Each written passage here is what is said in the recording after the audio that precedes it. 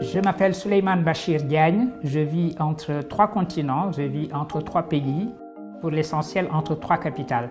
Dakar, la capitale du pays qui m'a vu naître, Paris, où j'ai fait mes études, et aujourd'hui New York, où j'enseigne la philosophie et les études francophones ici à Columbia. Et de ce déplacement permanent, de ce décentrement, j'ai fait à la fois ma passion et puis l'objet de ma réflexion philosophique, car si je dois me définir, je dirais de mon travail qu'il est un travail de philosophie de la traduction. Alors je m'appelle Barbara. Barbara, ça veut dire blablabla. C'est le mot que les Grecs employaient, babavos, pour dire blablabla, pour désigner les barbares qu'ils ne comprenaient pas. Le dernier livre que j'ai écrit, j'ai vraiment hésité pour le titre. Son titre, c'est « Le bonheur, sa dent douce à la mort », un vers de Rimbaud. Mais j'ai hésité à appeler Barbara blablabla.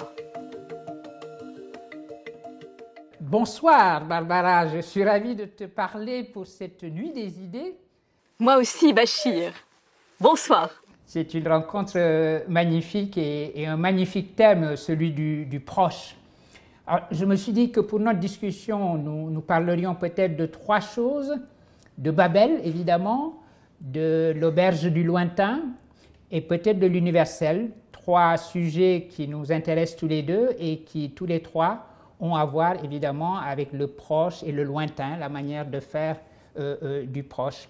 Alors, je me suis dit que le meilleur moyen de commencer, c'était peut-être de parler justement de la grande dispersion de l'humanité consécutive à la destruction de la tour de Babel. Commençons par ce grand mythe, comme nos auditeurs qui nous suivent le savent, Dieu a décidé de punir l'humanité de son arrogance en non seulement détruisant la tour qu'elle avait construite, mais également en dispersant, en fragmentant l'humanité en des cultures différentes, s'exprimant dans des langues différentes. Alors, les langues, la pluralité de nos langues, c'est peut-être cela qui nous empêche d'être proches. Et je commence par ça parce que tu as toi-même à la fois fait une exposition et publié un livre qui était au départ le catalogue de l'exposition, avec pour titre « Après Babel, traduire ». C'est-à-dire qu'après Babel, il y a une possibilité de refaire du proche, de refabriquer de la proximité, de faire à nouveau des rencontres grâce à la traduction. Alors je voulais qu'on commence peut-être par ça. Tout à fait. Moi, ce qui m'a beaucoup intéressé, c'est l'idée que Babel, c'est au fond blbl, c'est-à-dire quelque chose qu'on ne comprend pas. C'est la confusion des langues, ça veut dire confus, et ça blbl, c'est le même type de terme et d'onomatopée finalement que barbare, babil, berbère, c'est-à-dire l'autre, celui qu'on ne comprend pas. Et la tour de Babel, qui veut dire aussi la tour de Baal, la tour de Babel, quand elle s'est effondrée, au fond, on ne sait pas si ce qui s'est effondré ou le châtiment qui l'a fait s'effondrer, c'est une malédiction ou une chance. Peut-être que c'est une chance. Et c'est comme ça que commençait l'exposition, Babel, malédiction ou chance, en montrant des tours de Babel qui étaient terriblement noires, dangereuses, arrogantes, violentes, pleines d'orage, et puis des tours de Babel toutes roses, toutes paisibles, et bon, on balance toujours entre les deux.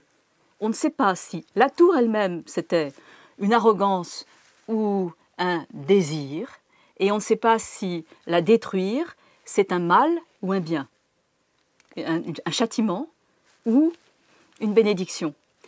Alors, je crois que c'est à nous, nous les hommes, après Babel, d'en faire une bénédiction.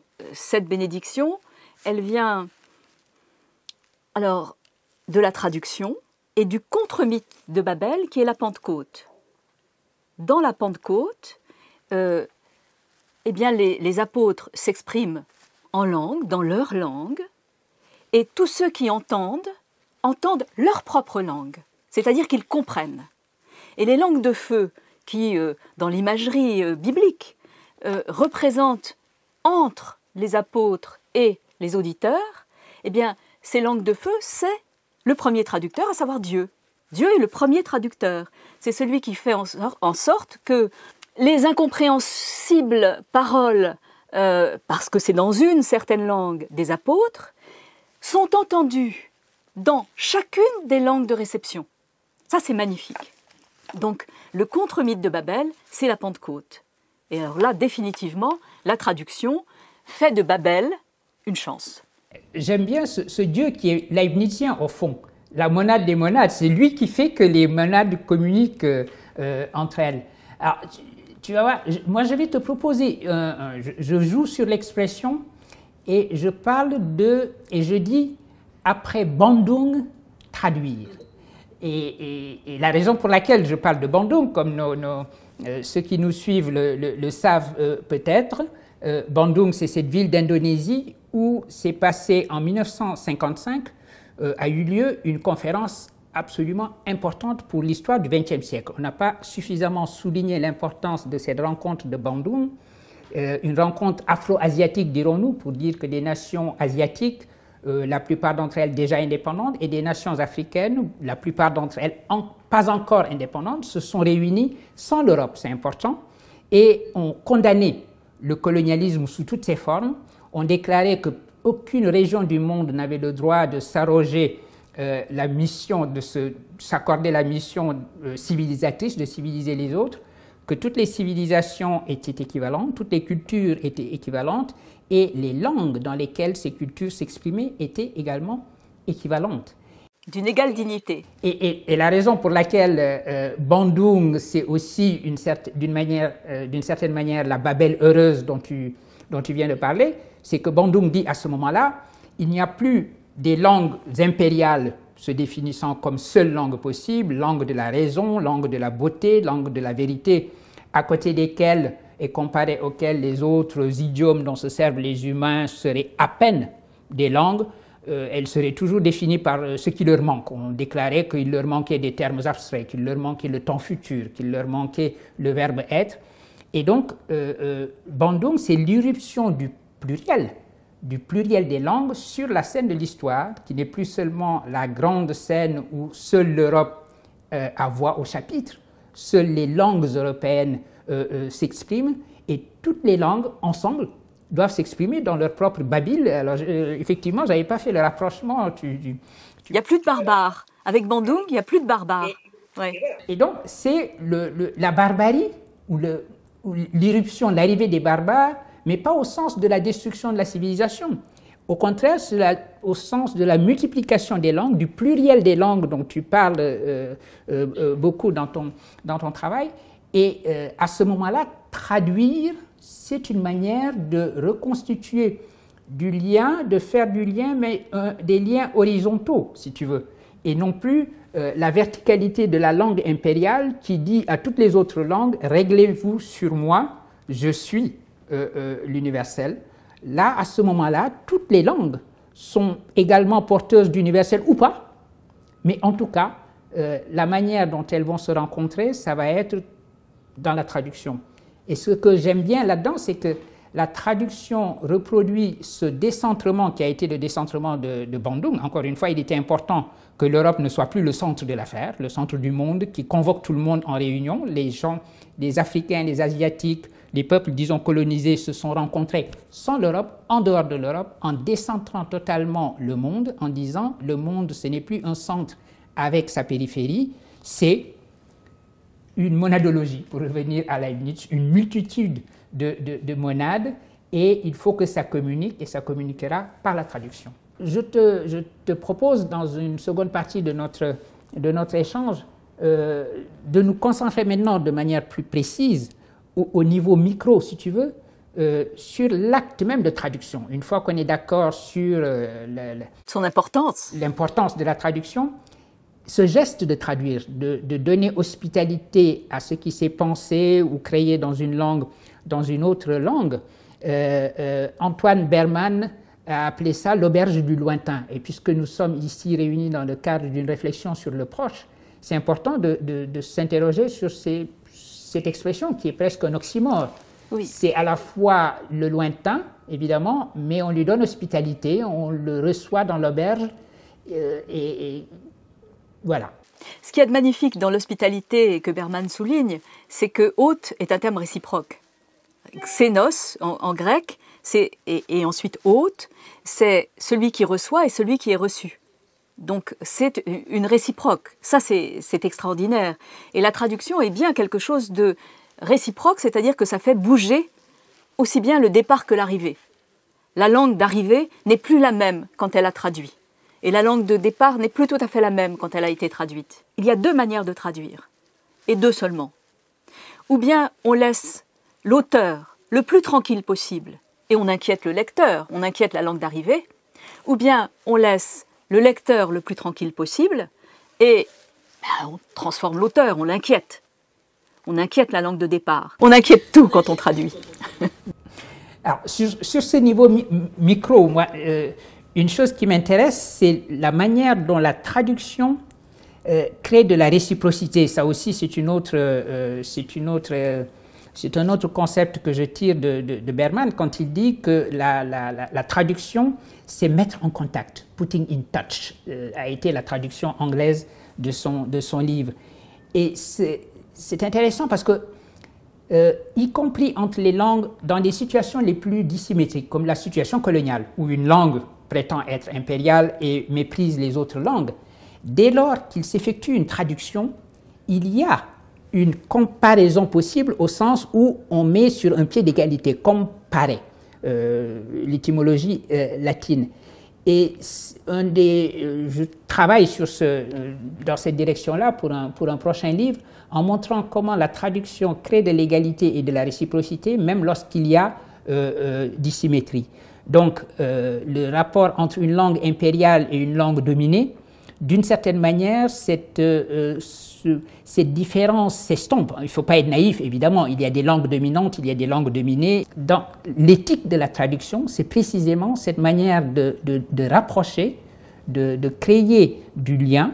Et c'est ainsi que je comprends l'auberge du lointain. Même entre le Wolof et le français dominateur est sûr de lui, et le Wolof qui est méprisé comme langue, comme dialecte ou langue vernaculaire ou idiome, etc.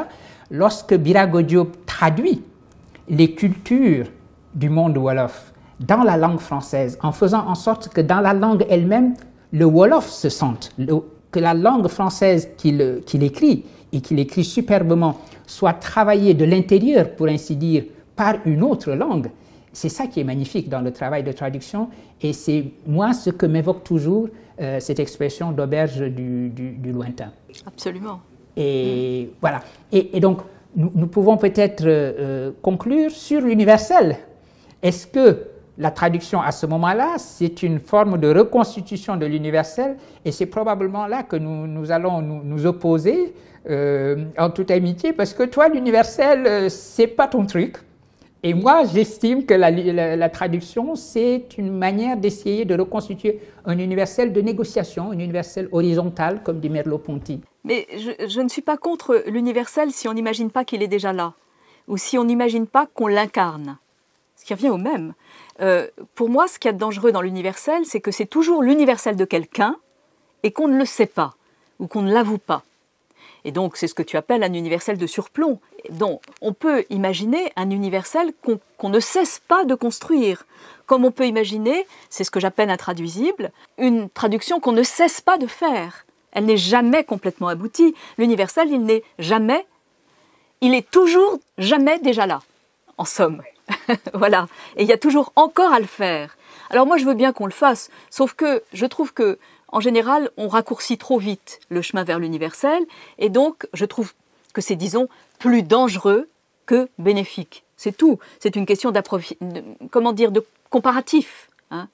Je veux bien qu'il y ait des choses, à un certain moment, il y a des universels, des universaux, mais il y a des universels qu'il vaut mieux avoir. C'est-à-dire que j'aime mieux, dans certains cas, parler d'universalité des droits de l'homme, surtout quand ils ne sont pas respectés. Mais quand on commence à me parler tout simplement de la Déclaration universelle des droits de l'homme, j'ai envie de la regarder de plus près et de voir quels sont ces droits qu'on dit universels et s'ils le sont vraiment, ou bien si ce sont quand même les droits d'une date, d'un certain René Cassin, à un certain moment de sa vie et dans l'histoire. Bon, et à un certain moment de l'histoire. Et en général, je conclus quand même que tout ça est daté et qu'il vaut mieux l'immerger dans la construction.